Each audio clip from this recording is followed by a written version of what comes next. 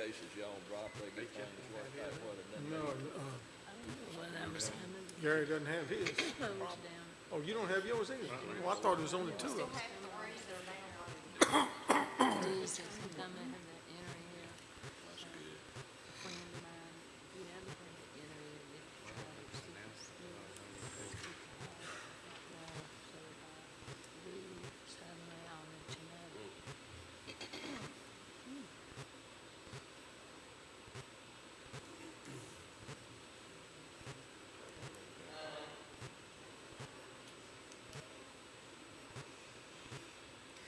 Watch y'all last month.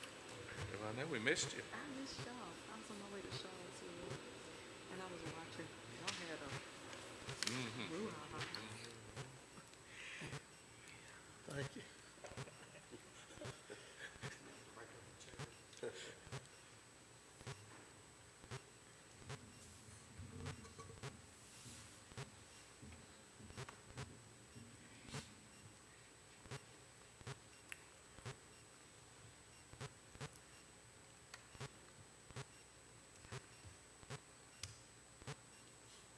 I guess I ought to tell them technical problem. Ladies and gentlemen, there's going to be a slight delay. We've got a little technical problem.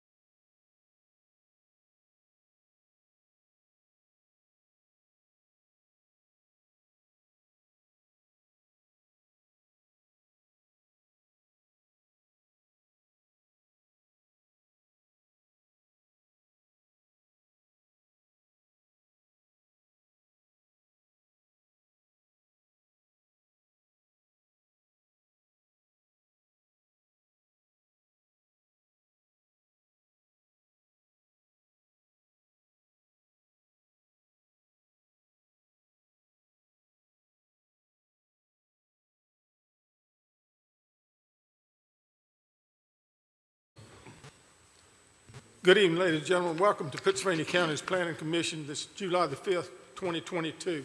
Roll call, please. Mr. Haymore? Present. Mr. Harker? Present. Mr. Oaks? Present. Ms. Meese? Present. Ms. Henderson? Present. Mr. Horn? Present. Mr. Waters? Present. Mr. Dalton? Here. Ladies and gentlemen, would you stand for a moment of silence and pledge allegiance to the flag?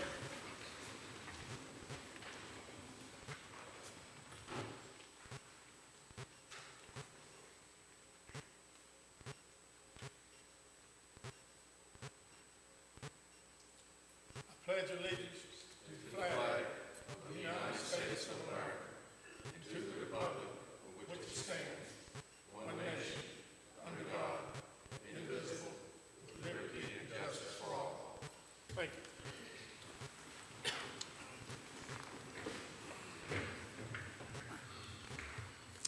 Is there any citizen here that has anything they would like to bring before the commission that is not on the agenda tonight?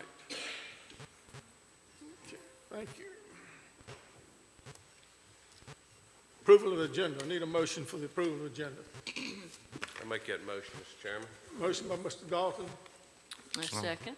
second by Ms. Meese. Ready for a vote?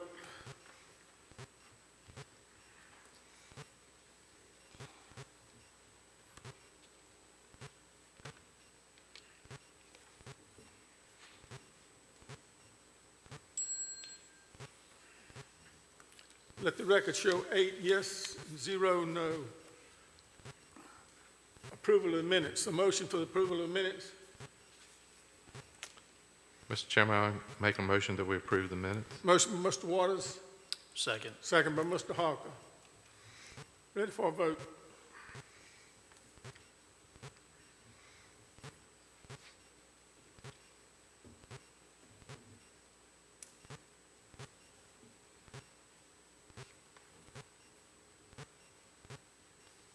Let the record show 8 yes, 0 no. My report, I'm pleased to announce tonight that one of our commissioners was named State Forester of the Year for the state of Virginia. Mr. Harker, we're extremely proud of you and congratulations. Thank you, Richard.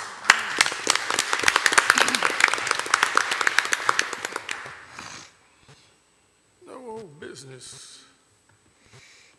Ladies and gentlemen, pursuant to Article 5, Division 7 of the Pittsylvania County Zoning Ordinance, we, the Planning Commission, have been empowered to hear and decide specific applications in support of said ordinance and make recommendations to the Board of Supervisors and to the Board of Zoning Appeals.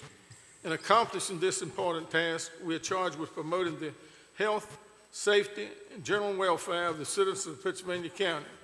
We must ensure that all decisions and recommendations be directed to those goals and that each be inconsistent with the environment, the comprehensive plan, the best interest of Pittsylvania County, its citizens, and its posterity. Anyone here to speak to the board regarding the zoning case will be limited to 3 minutes. At 7:16, case R-22-020 is open for public hearing. Ms. Hayes. Case R-22020, Lisa Wilkinson has petitioned to rezone .617 acres located on Sandy Creek Church Road in the Dan River Election District from R1 Residential Suburban Subdivision District to A1 Agricultural District to consolidate with her adjacent A1 property. Once the property is rezoned to A1, all uses listed under Section 35-178 are permitted. The staff summary is enclosed in the board packet. Mr. Chairman, Ms. Wilkinson couldn't get off of work tonight, so if you have any questions, I'll try to answer them. Any questions from the commissioners concerning this case?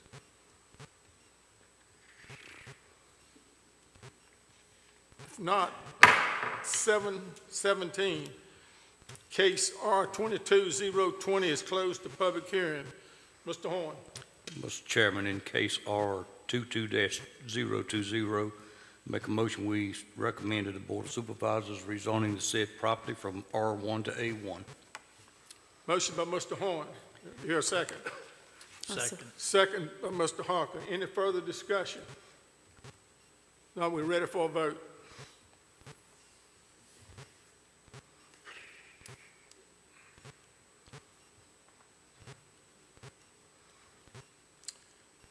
Let the record show 8 yes and 0 no on case R-22-020 to rezone .619 acres from R1 to A1 be recommended to the Board of Supervisors. At 7:18, case 22-022 is open for public hearing. Ms. Hayes. Case R-22022, Donnie Deval has petitioned to rezone 4.6 acres located on Vandola Road in the Westover Election District from R1 Residential Suburban Subdivision District to A1 Agricultural District to consolidate with his adjacent A1 property. Once the property is rezoned to A1, all uses listed under Section 35-178 are permitted. The staff summary is enclosed in the board packet. Mr. Chairman, the Devals all have COVID, so he will not be here tonight. I can answer any questions if you have any. Any commissioners have any questions? I know it's in my district, so I've had no opposition, and it looks like it's a legitimate move to consolidate the 4 acres with the balance of his property.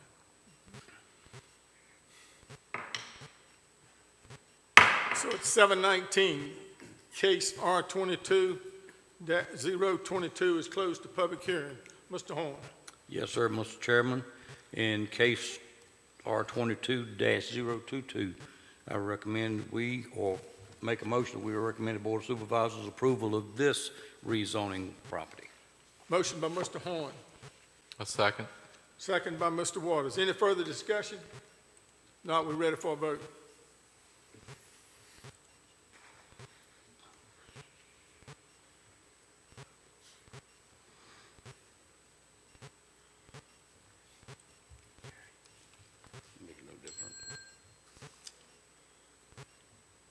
Let the record show 8 yes, 0 against.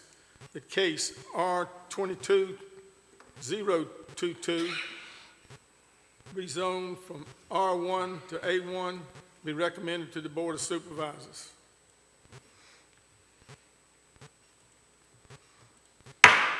(7:20), case R-22-024 is open for public hearing. Ms. Hayes. Case R-22024, Billy and Christy Aston have petitioned to rezone 3.65 acres located on Airport Road in the Dan River Election District from R1 Residential Suburban Subdivision District to A1 Agricultural District to be consolidated with his adjacent farm, zoned A1. Once the property is zoned to A1, all uses listed under Section 35-178 are permitted. The staff summary is enclosed in the board packet. Mr. Chairman, Billy Aston is here to represent the petition. Mr. Aston, is anything that you'd like to say or add that we do not have in the packet? Is there any question from Mr. Aston? If not, at 7:21, case R-22-024 is closed to public hearing. Mr. Horn. Yes, sir, Mr. Chairman. In this case, R-22-024, make a motion we recommend to the Board of Supervisors approval of the rezoning of said property. Motion by Mr. Horn. Second. Second by Mr. Harker. Any further discussion or questions? Not, we're ready for a vote.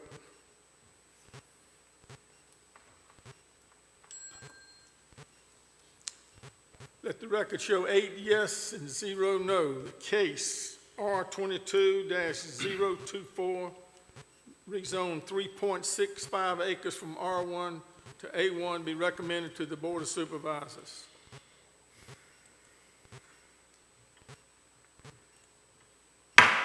(7:22), case R-22-025 is open for public hearing. Ms. Hayes.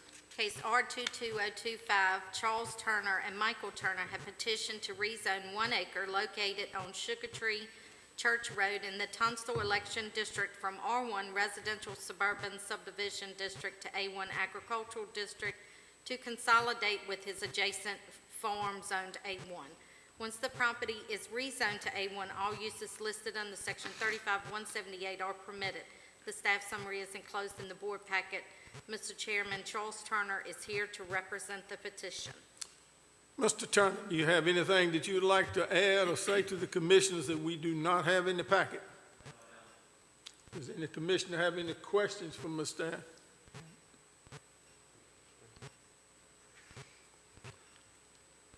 If not, 723, case R22-2025 is closed to public hearing.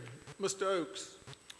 Mr. Chairman, in case R-22-025, I recommend that we rezone from R1 to A1. Motion by Mr. Oaks. Second. A second. Second by Ms. Henderson. Any further discussion, questions? Not, we're ready for a vote.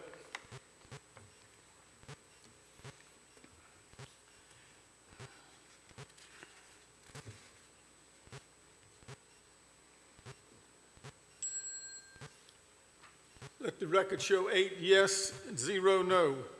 In case R-22-025 to rezone 1 acre from R1 to A1 be recommended to the Board of Supervisors for their consideration.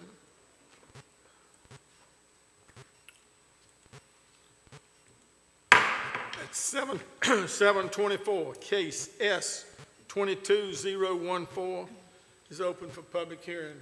Ms. Hayes. Case S-22-014, Joshua and Amy Jennings have petitioned for a special use permit on 9.83 acres located on Martinsville Highway in the Tunstall Election District for an indoor gun range.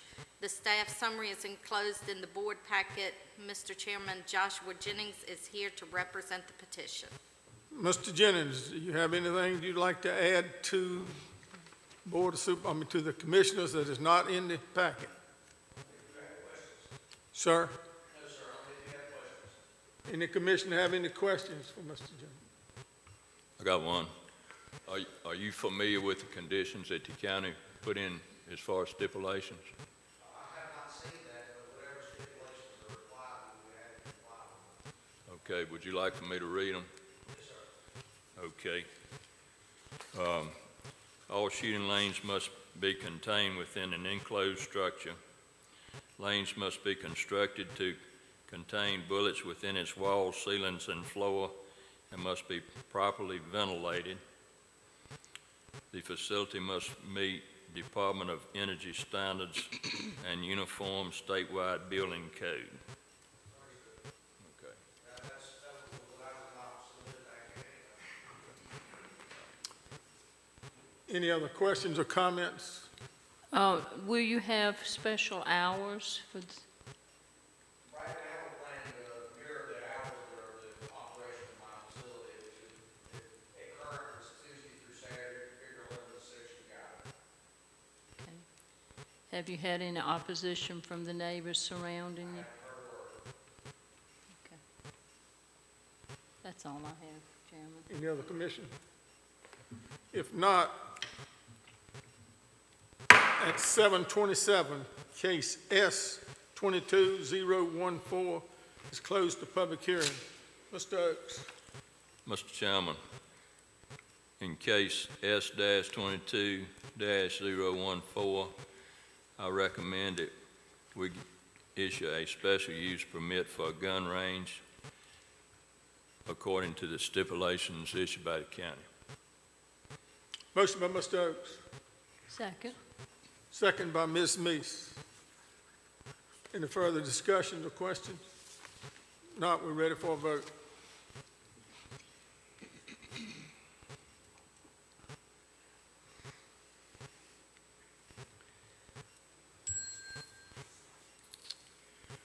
Let the record show 8 yes, none against, that S-22-014 special use permit on 9.83 acres be recommended to the Board of Zoning Appeals.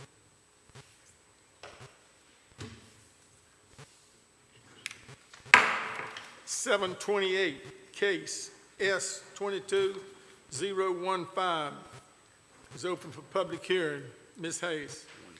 Case S-22015, Bradley Boswell has petitioned for a special use permit on 1 acre located on East Gretna Road in the Callens-Gretna Election District for placement of a double-wide mobile home. The staff summary is enclosed in the board packet. Mr. Chairman, Mr. Boswell is here to represent the petition. Mr. Boswell, you have anything that you would like to share with the commissioners or comments that we do not have in the packet? Any questions from any of the commissioners to Mr. Boswell?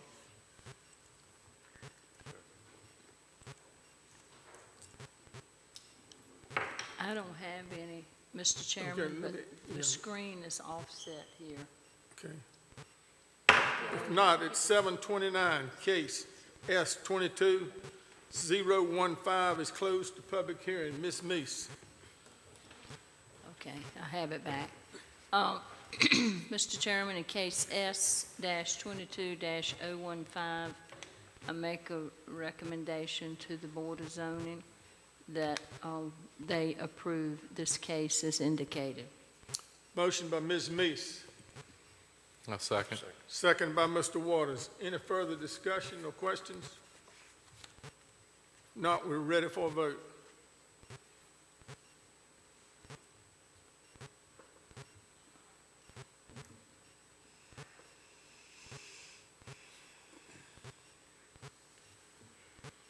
Let the record show 8 yes and 0 no.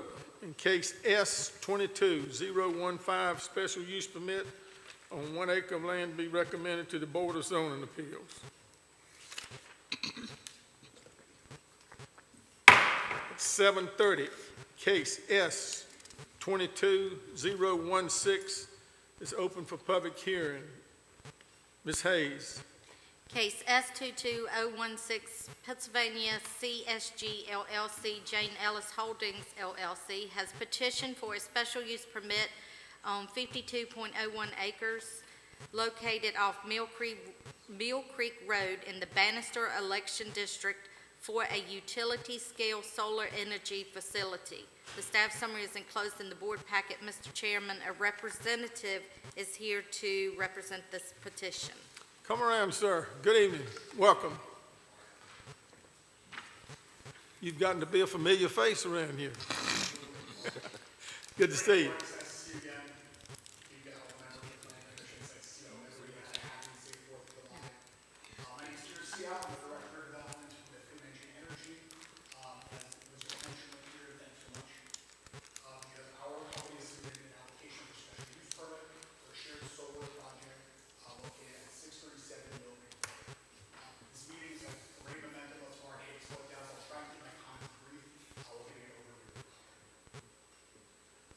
Give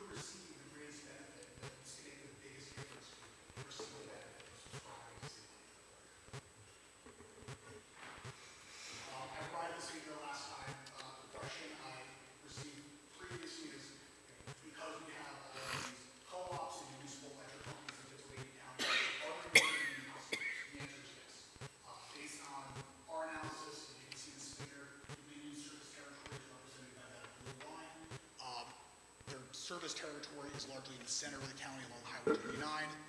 Based on our analysis, there are over 5,000 Dominion customer households within the county, which represents around 20% of total households. High-level overview of community solar versus utility-scale solar. I think this is important to highlight because the way the county has always written any project over 1 megawatt AC is considered utility scale. There's obviously quite a bit of nuance there in how these projects are sited and designed and how they serve customers. So at a high level, the difference between the type of project we're developing and traditional utility scale is in the size. So under the shared solar program, no individual project can be over 5 megawatts AC in size. The one we're proposing today is a little bit smaller than that. And I know, based on some of the recent applications received by this county, you're familiar with traditional utility scale projects, which can be much larger in capacity, 20, 80, 150 megawatts. And with that increased capacity becomes an increase in land use. So we know from those applications, it can be hundreds, even thousands of acres of land. Community solar is much more nimble. Because we have a smaller capacity, there's a smaller land footprint. 5 megawatts AC is typically around 25 acres of land, and that allows us to be a lot more thoughtful in how we site projects within a community and how we microsite and design projects on a particular community to avoid things like natural resources and to better integrate these projects into the larger community and the character of the community. In designing these projects allows us to be good stewards of the environment and good neighbors to the community. And then lastly, I think the most important difference here is who is the customer of these types of projects. For traditional utility scale projects, it's often power that's sold wholesale to Dominion Energy or perhaps sold to large commercial customers like a data center. Here, under the shared solar program, the offtake of these projects go directly to residential Dominion customers. So we think this creates a great benefit to the actual residents who live in the communities where these projects are located. Again, this is just a brief project overview. As I mentioned, our project's located at 637 Mill Creek Road. That's a 52-acre parcel. Of that area, we have a lease for around 23 acres, which includes our entire facility, landscaping, and access. The actual area within our footprint of our fence line and under panel is much smaller than that, around 14 acres of land. And we think this is great because it allows us to maximize our setbacks from parcel boundaries, from the road, and from neighboring properties. It allows us to effectively design and screen the project from view. The project capacity here is 3.75 megawatts AC, which we believe is enough to power around 750 residential homes. And this project is fixed tilt, which means the panels are stationary and they do not move throughout the day. The other thing we like about this site, one, the parcel itself, based on Pennsylvania County's comp plan, the future land use is listed as industrial use, and the parcels immediately to the south of that are residential use. We think solar projects, particularly these small-scale solar projects, are the perfect kind of transitional land use for a property like this, where it is commercial in nature a little bit, but it's a passive use. It's a quiet neighbor. We think that it fits in a lot better when you're this close to residential properties as compared to more traditional industrial and commercial development. This site is in an area that's not very densely residential in neighbor. There are relatively few residential neighbors. In addition to those, we have a couple of commercial and institutional neighbors as well. But the way we've designed our system, it allows us to set us far back from all of them, at least in compliance with county setback requirements, and in many areas in excess of them. And then in addition to that, there's already a mature, robust vegetative buffer in some areas of the property. That's something that we'll be able to use to screen the project review in many areas. And where the areas are more clear, in compliance with the county code, we'll be proposing a 100-foot vegetative buffer to enhance that screening to minimize potential for visual impact to neighboring properties. But because of the way this is set far back from the road and because these are relatively short in height as compared to those tracker systems, we think that this will be designed in a way that will not create an impact to neighbors.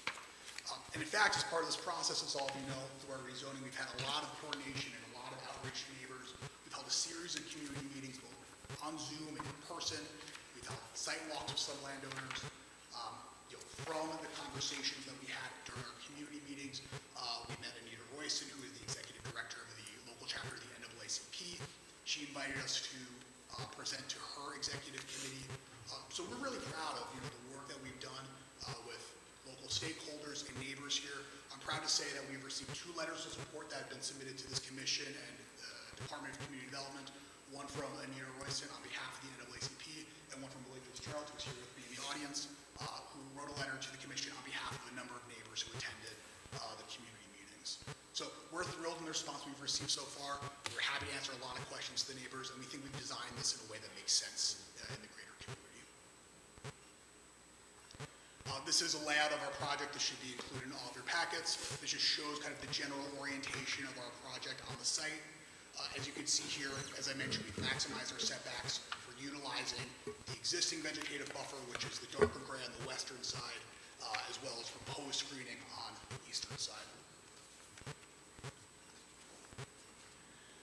And then as part of our application, we included visual simulations just to show what conceptually the project would look like, both now and throughout construction and during operation. So this is just a photo of kind of the most open part of the site. This is from Mill Creek Road, just south of the project. You can see the existing forest cover on the western side. You can see how it kind of slopes back on the eastern side, which we think is another advantage. And right in the middle there, that is the valve station for the Mountain Valley Pipeline, which kind of runs up the middle of the property and bisects our array. Our project is outside of the pipeline right away. This is the project once the panels are installed, but before our vegetative buffer is planted. Now we know, based on the county ordinance, that as part of final site plan approval, we'll be providing a construction screening plan to the department that shows how we can phase construction in a way that kind of puts some of that screening in place, at the start of construction to minimize, potential for visual impact throughout the entire construction process. That's something, of course, we'll work with the Office of Community Development to do. But I want to highlight this to just show kind of the worst case scenario of what it would look like if the panels were in place before the vegetative buffer. And again, you can see here that based on the way we've designed the system, based on what we've set it far back from the road, these are going to be kind of very small in perception from these kind of viewpoints. And this will only be further shielded by our vegetative buffer, which we'll be planting at the road in compliance with the code. This will be 100 feet thick, evergreen trees, a minimum 6 feet at planting. Some of them will be a maximum of 25 feet tall at maturity, the remaining 15 feet tall. So we think that by designing the project the way we did and including this robust vegetative buffer, it'll be very difficult to see the project during the majority of operation. And then finally, I just wanted to highlight some economic benefits that we're proposing as part of the project. We've submitted a handful of conditions above and beyond those provided by community development. The first thing that we're interested in doing here and that we volunteered is the local subscribership piece. As I mentioned, the offtake for these projects are local residents, so we want to make sure that when we're ready to find subscribers to receive the benefit of these types of projects, Pittsylvania County residents have the first opportunity to do so. So this would look like working in partnership with the county, presenting at meetings just like this, placing ads in local papers, holding additional informational sessions so people know when this is coming and they know how to receive this benefit. This is something that we very commonly do, and we think this makes a lot of sense for the neighbors. And the second condition we propose is a revenue sharing agreement. I know this commission is very familiar with siting agreements for the larger utility scale projects. Based on the size of our project, we're unable to enter into a siting agreement. However, we are able to enter into a revenue sharing agreement, and this is a voluntary cash contribution that we will be providing to the county throughout the lifespan of the project. We're proposing $1,400 per megawatt AC with a 2% escalator. In looking at this compared to recent siting agreements that have been approved by this commission, we find that over the lifespan of the system, this revenue sharing agreement matches those siting agreements kind of on a dollar per megawatt basis. Given the lifespan of the system and the capacity we're proposing, this would mean around $250,000 for the county that could be used for public improvement projects in the area and around the county at large. And the last thing I'll share here is this type of revenue, other types of development may offer revenue share contributions like these, but the issue with more traditional types of commercial and industrial development is Yes, there may be additional revenue to the county, but it comes at a cost because there's a strain on county services, more traffic on the roads, increased water and sewer, perhaps new school-age children that needs to be accommodated in the budget. Because this is a passive use, and once it's built, there will be, increase in traffic, there will be no noise, there will be no water or sewer or trash demand. This is revenue provided to the county at no cost. So we think this is kind of the best case scenario. And between these two voluntary conditions here, we think this shows that these types of projects create a great benefit, not only for the individual residents who can subscribe and benefit, but also for the county at large. So with that, I'm happy to answer any questions the commission may have or anyone from the public. Any commission? Just clarify, this is a community scale versus a utility scale, is that correct? That's right. As the state, Correct me if I'm wrong. So if you're not a Dominion subscriber already, you don't reap the benefit directly from this project, is that correct? the way the legislation is currently written, this program is for customers who are in Dominion service territory. So if I'm not a Dominion customer, I'm not going to be able to reap any benefit other than the $25,000 a year or $10,000 a year over the life of 25 years. Is that correct? That is true based on the way the legislation is currently written, and unfortunately, we have no control of how the legislators create the program. But I think, and we have no control over this, but I would surmise that the way this was written is by setting up this program first for Dominion, which is the largest utility in the state, it effectively serves as a pilot program. And once the state sees the success of this program, it would probably open the door to further legislation that would allow the smaller co-ops and municipal electric companies to do similar programs. I can't predict the future, but that would make sense to me. So, and am I to assume that the life expectancy of this project is 25 years like it generally is with utility scale? That is the term of the community solar program for now. Well, I just got to be honest, I'm not sold on this because it's part of our responsibility is for the landowners of the county, but it's also for the county as a whole. And I'm seeing the benefit for the county is $10,000 a year for 25 years. Well, when you consider the benefit compared to the land use, it's a land use, the benefit is above and beyond what the county would receive today based on just the standard property tax for the raw agricultural land, which of course would still be paid to the county after development. This revenue would be in addition to those standard property taxes. And it's for use that's very passive in nature. Once this is up and running, it is quiet. It does not create any additional traffic. It will just sit there quietly and create no strain to county services. So, I think it provides a benefit at no cost and potentially a benefit to the 5,000 Dominion customers who currently live in this county. That's all I've got. Are you saying the 5,000 customers? Is that what I'm hearing you say? Based on our analysis, we believe there are 5,000 Dominion households. Is that within the realm of Mill Creek Road? Is that what you're saying? No, that's for the county. In the county. In its Okay. entirety. Okay. And that represents around 20% of households in the county. Okay. I want to commend you for pulling in the neighbors and getting their input on groundwork. I think that's a great way to get started Thank for you. their concerns and questions. Appreciate that. We've been really happy with all the conversations to date. Right. Any other questions or comments? Ms. Campbell? Mr. Chairman, I do have a question. Yes, ma'am. Thank you. It's good to see you again. Likewise. My question is to kind of piggyback off of the previous two questions. So I'm a Dominion customer. I haven't received any kind of notice about this. So that being said, is this something, because I was under the impression that this was more centered in the Mill Creek area, but before us, I do see the blue line that you referenced being where customers exist. So about 5,000 customers throughout the county. So as far as those constituents being able to benefit, what is the plan, or what method would these remaining be able to get involved because I'm personally interested. Sure, absolutely. Well, I'm excited to hear Not you're to a Dominion take it, customer. you know, I hope you become a subscriber. of the To be project. professional, but You know, still. the reason you haven't heard anything yet is because it's too early to start, marketing to subscribers. Typically, the way this is phased is, we go through our local approval processes. If all goes well here, we would hope to start construction on this next year.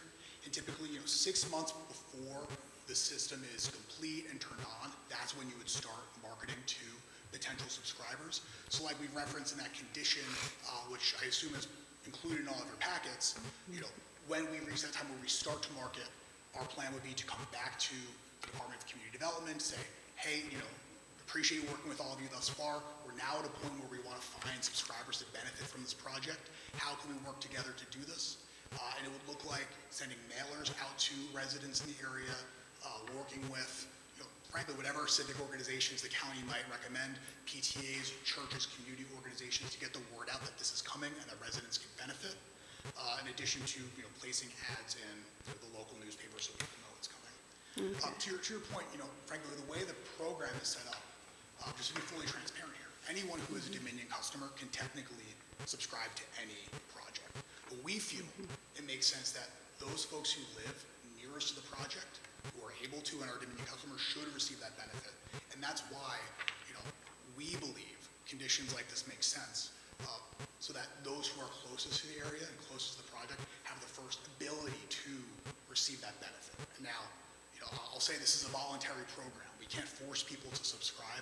If after we do our marketing, of those 750 households who can become subscribers to the project, we have 600, perhaps then we would go out to the wider market and try and, fill that gap. But by at least starting here and working with conditions like this, we can ensure the best opportunity for those local residents to receive the benefit. Okay, so to be clear, because when I'm hearing a couple of different scenarios. Sure. So Mill Creek, and from the last meeting we had, that was what, unless I'm wrong, it seemed that Mill Creek was more the benefactor.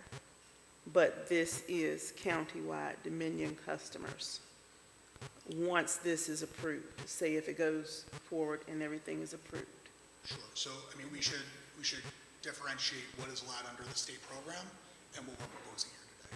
Under the state program, any Dominion customer can subscribe to a community solar project, regardless of county. What we're proposing is before we go out to the wider Dominion market, we try and subscribe it as locally as possible. Certainly when we do this, all the neighbors who we've been kind of informing along this process, they'll receive the letters. I talk on the phone with many of these neighbors throughout this process. We'll continue to do that when it's time to subscribe. In addition to that, work with the county to identify those other neighbors within Dominion's service territory to make sure they're aware. If we can subscribe all 750 households through those marketing efforts alone, that would be fantastic. In the case that we can't, then we will continue to gradually increase our net, if you will, until the project is fully subscribed. Okay. Forgive me for prolonging, but I'm not clear. Just being very honest, I'm not 100% clear on what we have here. So the way this works, if you remember Yes.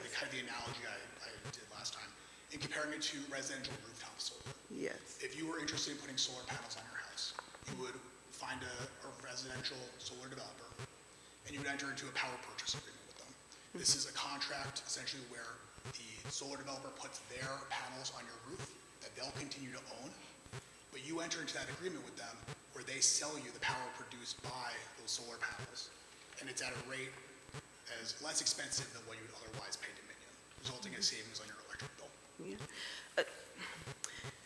If you would indulge me. Sure.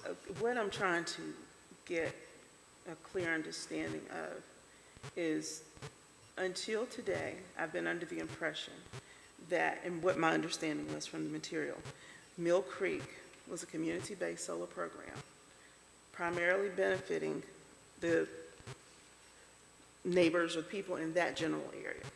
Okay, I'm 100% on board with that. But a few moments ago, I heard that this is open to pretty much any Dominion customer, which opens it up to all of those along 29, about 5,000 customers. But at the same time, although this is more of a pilot project in Virginia, there has been really no outreach to the remaining customers outside of Mill Creek. So if I'm misunderstanding that, forgive me. I'm usually a lot quicker and sharper. No problem. You know, this But it this just is a new doesn't, program, so I you know? understand, some education needed for the program at large. So the way the program is written, and we have no control over how the program's written, that's from the state. They have created this program that allows for the creation of community solar projects. Correct. And under that program, it will benefit Dominion customers anywhere in the state Okay. who can subscribe to the project. We are proposing to subscribe this more locally, voluntarily. The notifications that have been provided to residents to date have been for these hearings to let them know, the neighbors of the project, that this project is happening and that we are proposing to do this and these hearings are happening. Here's what it'll potentially look like on site. Happy to receive any comments. And so that's kind of the basis of the notifications to date. What we're saying is, should the Planning Commission recommend approval and then ultimately go to the BZA and they also approve the project, we will start on the advanced engineering to move towards building the project. Once the project is built, the way this is typically phased is we start construction. It doesn't make sense to start marketing now because the project's not going to be built for potentially another year as we go through that advanced engineering and then actually construction.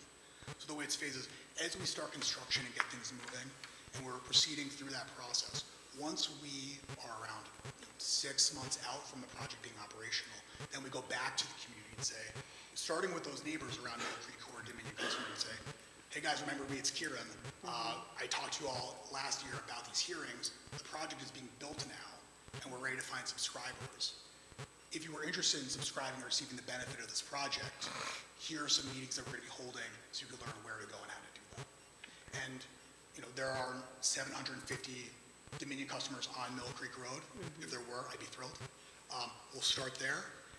But we'll continue to work with the county throughout that kind of 6-month prior process to market to the remainder of the county, including those residents in Mill Creek. And hopefully, throughout that exercise, we can find the 750 households we need to subscribe to the project. Okay, great. I just want to be very certain No, of I what appreciate we're the question. talking about at this stage, because it threw me when we started talking about the state and the rest of the county. I'm like, Sure. hold on. Okay, thank you. Of course. I appreciate your Thank you. patience. Any other questions? I have one more question, and this is new to all of us. Say a subscriber agrees to come on board, and they're not happy. Is there anything holding them to the fire that they can remove or get out of that program at any time? This program is very flexible. Okay. Any resident who is interested in entering into a subscriber agreement, it costs them nothing to enter into the agreement, and then it's month to month. So if a year in, they decide, maybe this isn't for me, they can terminate their agreement at no cost and no penalty. Okay, no penalty. That's what I want to know. Thank you. Got a question. So with your project, if I understand it correctly, you're looking for like a maximum of 750 households. Once you reach that, you're happy. Is that correct? That's our estimate of what the project can bear. Right, The okay. project is 3.75 megawatts. Right. That's 3750 kilowatts. Just using rough math, we believe your average household runs on 5 kilowatts of power. So Right, okay. 3750 divided by 5 is roughly 750. But the intent of kind of this program is, by doing a number of these smaller projects in a given area, it allows kind of many opportunities for all of those residents Right. to subscribe. Thank you. Of course. Any other questions? Thank you, sir. Thank you. We have one individual. Mr. Fitzgerald, will you come around? Welcome. Good to see you. Good evening to Good evening. each and every one of y'all. And I want to say this, I don't know what this was on. I couldn't hear half of what he was saying. But I think, I just want to say, first of all, I have gone to some of the citizens, the residents in the area, and there are no oppositions from any of them. I did talk to one of the deacons that's a member of St. Paul's Church out there, and he was going to get with his pastor. And I told him if they had any opposition to it, to let me know. and at this point, he has not gotten back with me. But I did hear one of the gentlemen raise a question about the 7,000 or 700 signups. And my concern is, in 25 years, there could be more residents in that area. Will they be allowed then to sign on? Is that a maximum number that can sign on to that program? So 750, that's kind of the max based on the size of the system. If everyone signs up day one and they're customers for the full 25 years, fantastic. But we know that's not realistic. There's going to be kind of churn in subscribership. People move away, people sell their homes. So throughout the process, we will be looking to increase the subscriber people. So if someone kind of moves in 5 years from now, they're going to be a customer, certainly they'll know how to get in touch with us based on proximity. Okay. And the other concern from talking to some of them was that y'all hold their feet to the fire, make sure that they abide by all the rules and regulations that's established. And if ever possible, for minorities to do any of the work, we would like an opportunity for them to have opportunity to do some of the work, if it's cutting the grass or any of the work that they might could do to maintain the facility. We would like for them to have the opportunity to do so. Thank you. Thank you, brother. I have one more question. Yeah, sure. Are you planning, as Mr. Fitzgerald said, are you planning on hiring local people for maintenance for the That's next something few? that we're certainly open to. You know, we're aware of organizations like Shine, the Solar Hands-On Instructional Network of Excellence, which is a professional development organization in the state that kind of trains local workforces for renewable energy projects like this. Certainly, we'd be open to considering, local labor, hiring locally. Frankly, it only benefits us to do that. When we're thinking about, staffing a project, it's easier if the workforce is local rather than kind of coming in from other areas. Typically our construction teams have a quals process. We want to understand, that the local labor force is, kind of properly trained and has experience doing these kinds of projects, and that they're kind of relatively at market with, the larger labor market. But certainly that's something we'd be open to, and once the project's operational, as I mentioned, there's no personnel on a day-to-day basis, but from an operations and maintenance perspective, certainly there's going to be, needs for vegetative maintenance, kind of mowing within the fence line since we maintain the grass under the panels. Certainly making sure that the vegetative buffer around the site is maintained and healthy. So there's certainly opportunities for that we get to consider. So you would advertise those positions through the Virginia Employment Commission or in the paper? How would you advertise it? That's certainly something we can look into. Okay, thank you. Thank you. Mr. Fitzgerald mentioned about keeping your feet to the fire. You are familiar with the 20 of the conditions that our department has put together, sir? I am very familiar, and we volunteered 2 more. Okay, great. Thank you, sir. Thank you. Any other questions or comments? Thank you, sir. Thank you very much. Any other commissioner have anything? If not, 803, case S 22016 is closed to public hearing. Ms. Henderson. Mr. Chairman, in the case of S 22-016 for the CSG LLC, special use permit, I would like to make a motion that we would request that this be approved to the Board of Zoning Appeals with the conditions, and thank you for mentioning those. All the conditions. Motion by Ms. Henderson, I second. second by Ms. Meese. Is any further discussion? Not, we're ready for a vote.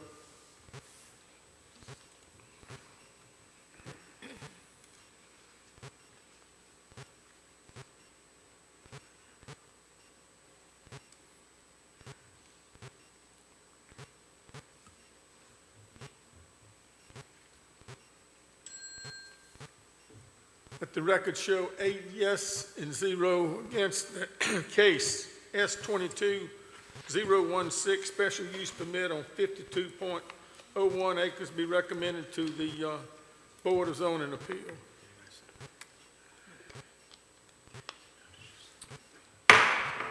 At 8:04, case S-22-017 is open for public hearing.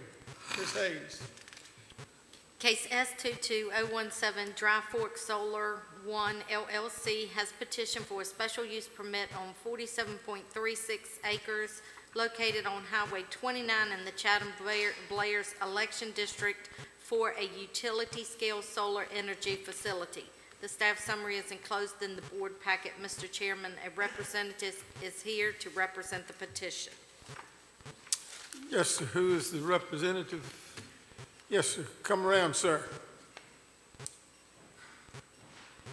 And ma'am, I'm sorry.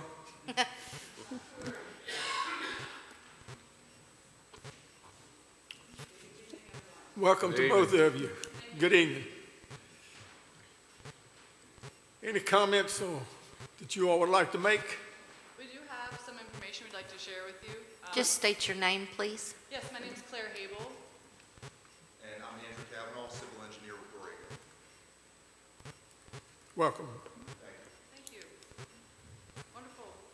Yeah, we do have some information we want to share with you all. Again, my name is Claire Habel. I'm the project developer for Dry Fork Solar One. Andrew is the civil engineer on this project. We work with Borrego Solar. They've been around for about 40 years now, started by 3 brothers. So there's tons of experience that they've had developing solar throughout the country. And our Mid-Atlantic team entered into the Virginia market about 3 years ago. So we've had quite a bit of experience working across Virginia on projects like this as well. We have an agenda for you this evening, and I don't want it to feel like Groundhog Day for you all after the gentleman from Dimension talking about community solar. This project that we would like to discuss with you this evening is also poised to be a community solar project. So I'll do my best to make this information concise for you all and then answer questions that you have for us regarding Dry Fork Solar One. Again, this is positioned as a community solar project. The gentleman from Dimension did a great job at explaining what the ins and outs of that program look like, and the same would apply for this project as well. Some benefits that have been touched on this evening, some that we like to really call out, including local grid reliability, and also no use of pesticides or fertilizers on the site, which I think is a benefit as well. This is an example of what a community solar project that Borrego has built looks like. I like to throw that in there so folks can get a visual of the size and the nature of these types of projects. So a little bit about the project overview. Where is it located? It's right off of US 29. It's nice to see you in person, Mr. Hey. Waters. This is located right in between the Copart and the Pennsylvania Pet Center off of US 29. You might be familiar, it takes about 2 seconds to drive past it. And all around the site is either another business or a residential lot, most of which have not been built up on yet. And I'll get more into the neighbors in just a little bit as well and tell you about my conversations with them. So why this parcel? There's lots of opportunity for solar across Virginia and across Pittsylvania County. This parcel in particular is a great site, and I want to highlight just a few of the reasons why we think this site is perfect for a special use permit. First and foremost, there are 3-phase distribution lines right on the parcel. So unlike the utility scale size projects that you may be a little more familiar with, those use transmission lines, those guys that are way up in the air. These projects interconnect with 3-phase distribution lines, so you see them running up and down US 29. One of those sites of interconnection is right there on the parcel, so that makes it a great site first and foremost.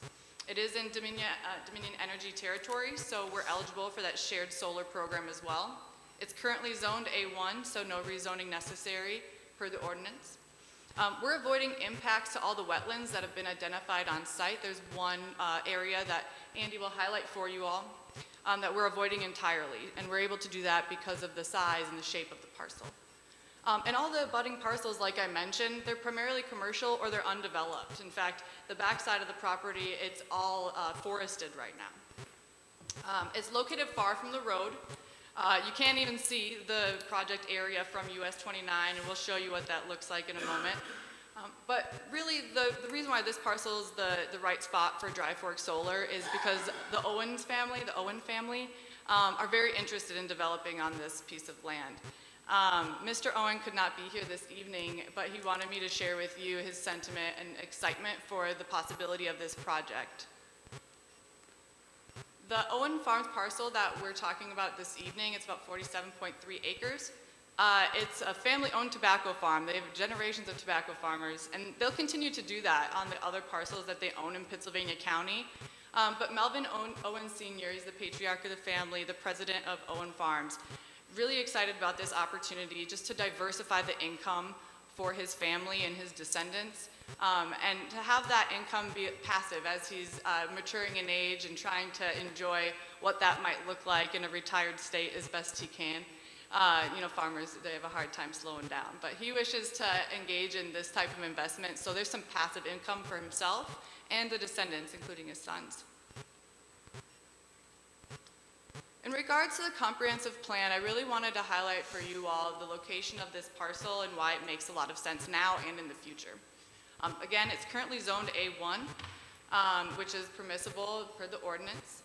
The comprehensive plan indicates that the future use of this parcel could include medium to high residential zoning. All of the surrounding parcels around the one in question could certainly still engage with that type of development in the future. As I mentioned, there's already natural screening in the surrounding parcels, and Andrew will talk to you a little bit about the additional screening we want to include as well. And in regards to the commercially zoned use in the future, I want to draw your attention just to the shape of this parcel. It really looks like a flag, and the commercially zoned future land use is just what we'd call the flag staff of that parcel. It's a very skinny piece. It's just roughly 240 linear feet. So it does not impede on the commercial development surrounding there. I did want to call out a study that I've found to be useful in discussions with surrounding landowners.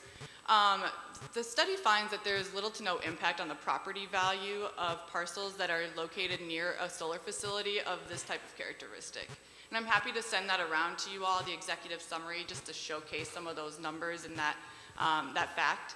But I did hear in some other meetings that you all have heard that folks are concerned about this. They're also concerned about the view shed of the project.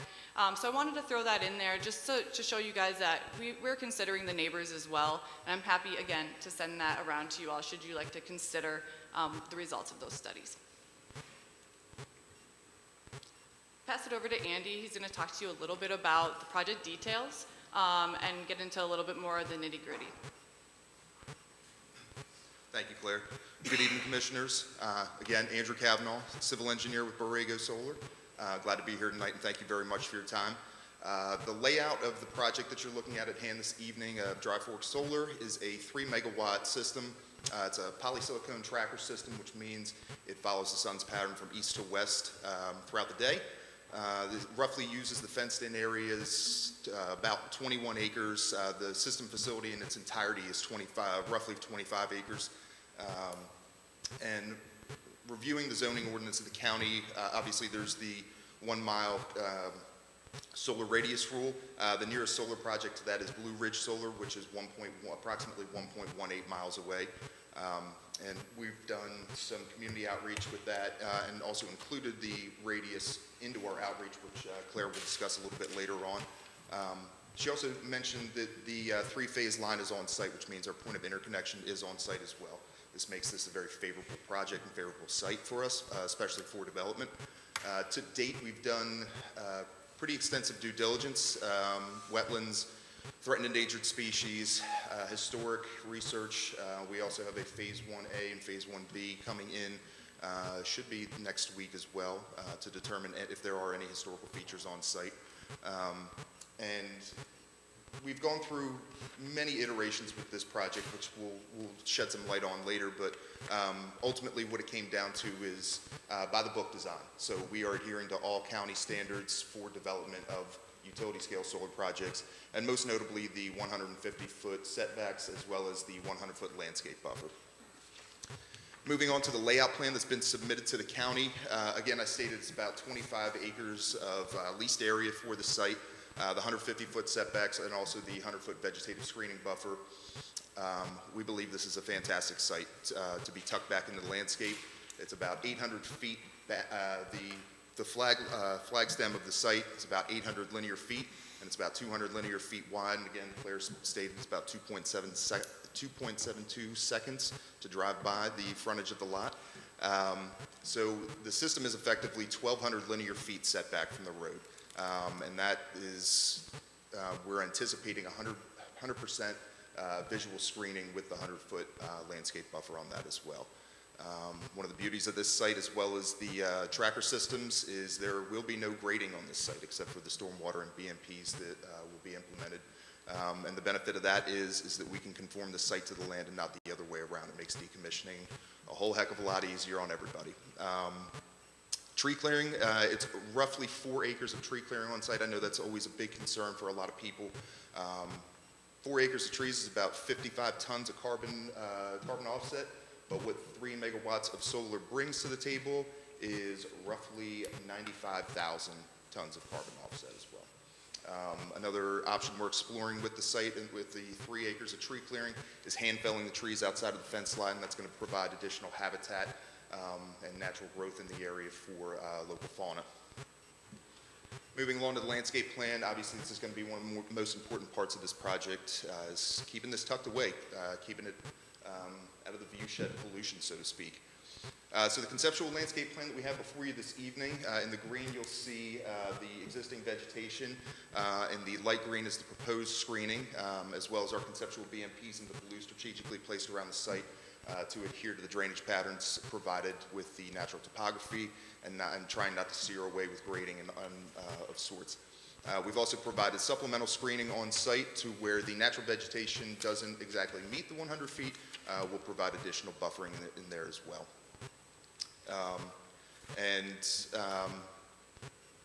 I'm sorry, the stormwater BMPs will remain on site throughout the entirety of this project. And initially, this is conceptual in nature as it stands. However, we believe we're fairly close with the numbers that we've come up with. It's about 4,000 cubic feet per acre required, and that's based off of DEQ's new stormwater memorandum that was issued in March. Again, just a few more details. Don't want to drag you through the dirt on this one.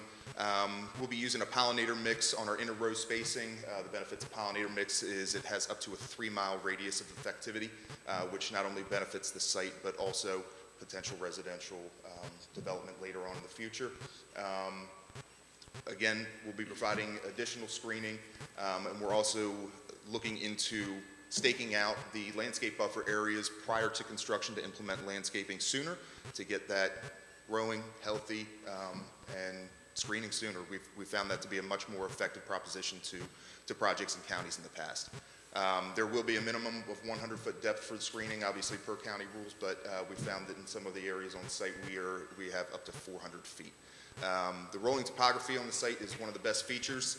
Where we have our landscape buffer, currently as it stands, is at one of the peak areas on site for topography, and everything else, the system itself, tends to gradually slope away, meaning the farther it goes back, the less you're going to see. And that goes up to 40 feet below the area where the landscape buffer is proposed. So just to give you a little visual representation of what that looks like on site, if you'll take a look at the top picture, that is the site from US 29. Obviously, we took this with no foliage to give you a full spectrum picture of what this would look like, everything clear, and the hilling and cropland in the background of that picture is actually where the screening would go. So everything else, all development, would happen behind that, and we feel that's going to be the most effective way to screen this from the public. And then picture 2 is within the site, down by one of the riverine structures found on site, shooting up towards US 29 and Copart. As I mentioned earlier, we've gone through a few different iterations with this project. We found that feedback has been our most beneficial, our biggest beneficiary of this project, and it has helped shape this project immensely. Plan 1 was early on in Q1 2022. We got a little greedy. We were looking for a variance. We thought that we might be able to do that to create a hybrid agriculture solar structure on site while giving Mr. Owen some of the land he wanted to continue to farm back. We still had some outstanding site discovery items to come back into us as well, which helped influence a better design later on. Plan 2, this also provided additional acreage for Mr. Owen. This is about 13 acres of agricultural land remaining behind for him for use at the frontage of the parcel. However, this did not afford us the ability to provide the appropriate screening. We had a pre-app meeting with Ms. Ragsdale on the 25th of April. She advised us that a variance process would be long, timely, and not always a guarantee. So this is when we went back to the drawing board and went by the books on this one. During this process, we also realized with DEQ's stormwater memorandum, with the posts and panels being impervious, we're going to need a lot more room for stormwater. So in the end, the final proposed layout has given us ample room to do everything necessary to provide a stable site and screen it efficiently. Decommissioning plan is always a big question that comes up. I won't bore you with all the numbers, but there's roughly 7,400 panels on site. We'll be stripping all the panels, all of the medium and low voltage trenching. We'll be infilling and backfilling all stormwater channels, BMP, so on and so forth, and they will be graded to match the surrounding topography. These are polysilicone panels. Again, they've passed third-party leaching tests, and the vegetative screening will remain on this site for whatever type of future development comes behind us. And I will hand this back over to Claire to discuss community engagement. Thank you very much. As I mentioned at the top, I have had a few conversations with abutters to this parcel, and I want to tell you a little bit about them and then also just tell you about the plan we have to do further engagement and how that's actually taken shape based off of some feedback as well. To date, here are in green, the activities that have happened already, and the things that are not green are happening in the future. I did send out a letter to all of the abutters to this parcel, and not only the abutters, but the neighbors who are very close by as well, who may be impacted by construction or by the visibility, though it be not too visible from the road. So that was just about 8 different folks who we contacted with that first letter. I then proceeded to call these abutters and try to get them on the phone, ask what kind of questions they have, introduce myself, give them my phone number. And I was able to get in touch with a few of them, and I'll tell you some details about those conversations in just a moment. And then I just sent out to our mail house an invitation to our community meeting, a virtual community meeting. In the packet you received, the original plan has been updated, and I hope that you did receive our updated plan to that. Originally, we planned to have the virtual community meeting sooner and including only the abutters. After some conversation with the abutters I got to speak to, I heard a lot of people interested in solar themselves. In fact, Mr. Curl, so I'll talk to you about that conversation. He was about to develop solar on his property too. So when I spoke with him, I made him aware of the ordinance, the proximity detail in the ordinance about no site can be less than 1 mile from another. And I found that that might be concerning to folks within a 1 mile area around this proposed site.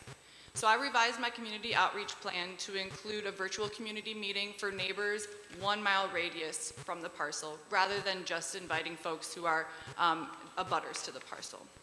And that'll take place on the 29th.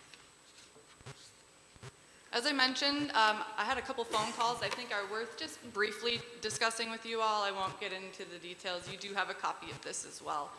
Mr. Curl, I've spoke to a few different times. I offered to meet with him in person, to which he said, nah, it's all right. So that conversation, as I mentioned, Mr. Curl is in support of solar. He wants to develop solar on his land. Apparently, he wants to do a battery storage there.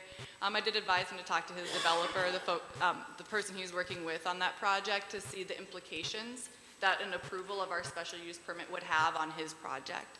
At the end of the day, Mr. Curl said, fair is fair. First come, first serve. That was a similar conversation as Ms. Susan Parker. She was curious about solar on her land. I explained the ordinance to her, same outcome. She said fair is fair.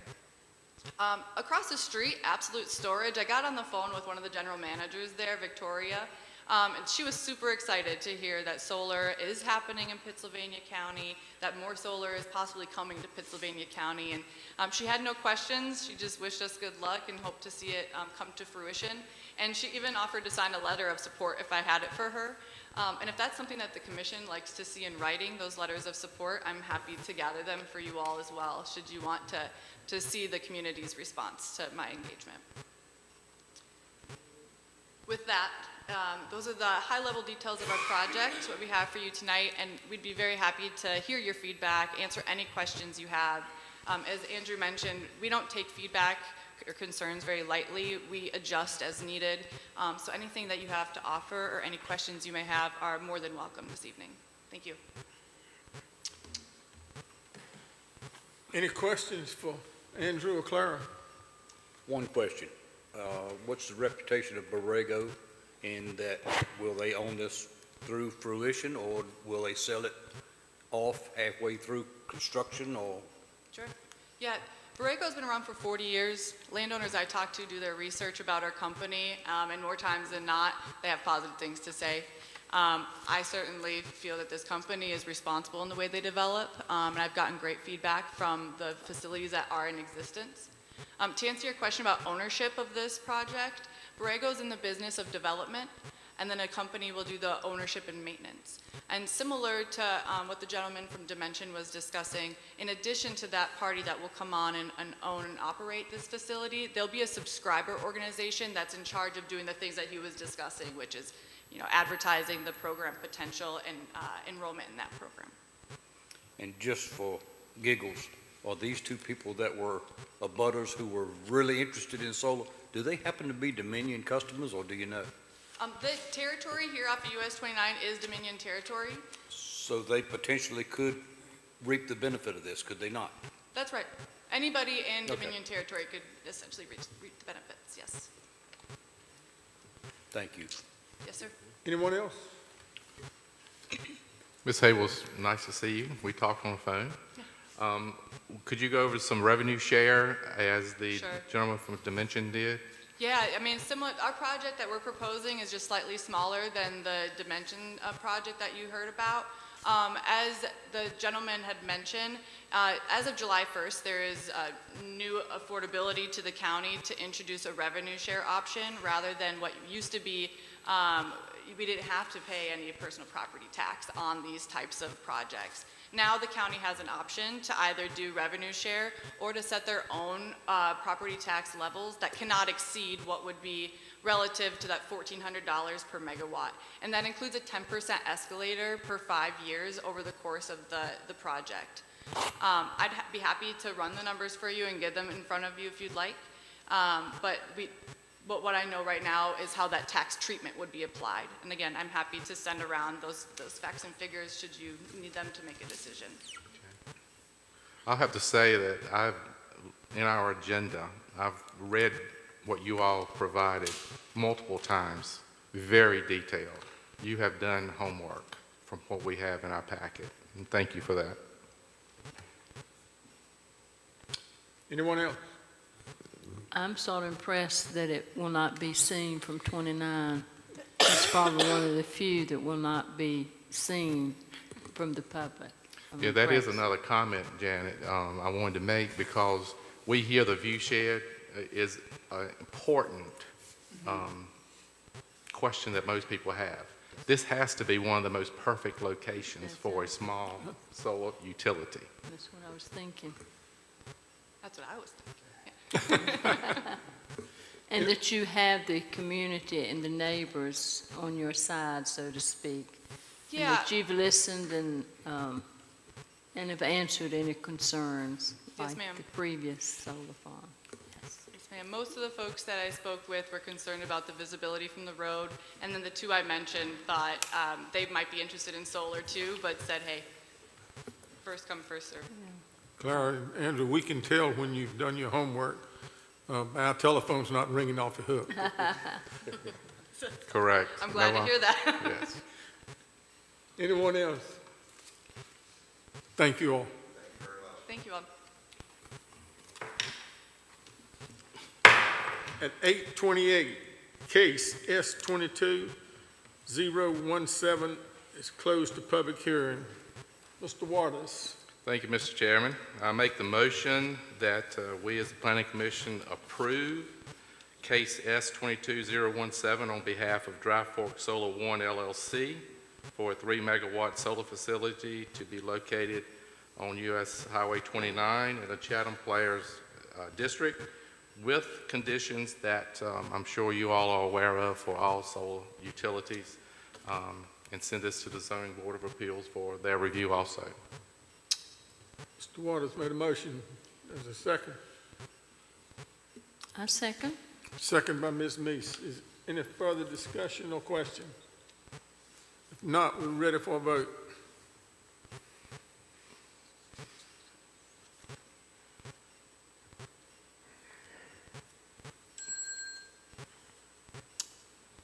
Let the record show 8 yes and 0 against.